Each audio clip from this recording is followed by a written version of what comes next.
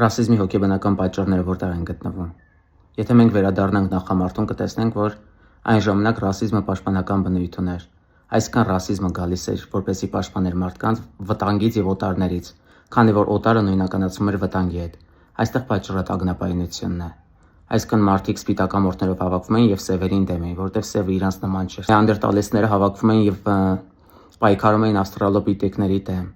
Ու այսպես պայքար էր գնում մինչև որ հոմո սապիենսը եկավ եւ հաղթեց բոլորին։ Նեանդերտալեցիներն ավելի ուժեղ էին, հոմո սապիենսի մոտ գլխուեղը ավելի զարգացավ պրեֆրոնտալ կորտեքսը եւ սկսեցին զենքեր արտադրել եւ դրա արդյունքում հաղթեցին նեանդերտալեցին, ով որ ավելի ֆիզիկապես էր ուժեղ, բայց ուղեղը ավելի կարեւոր է, շատ հաճախ ոնց տեսնում ենք։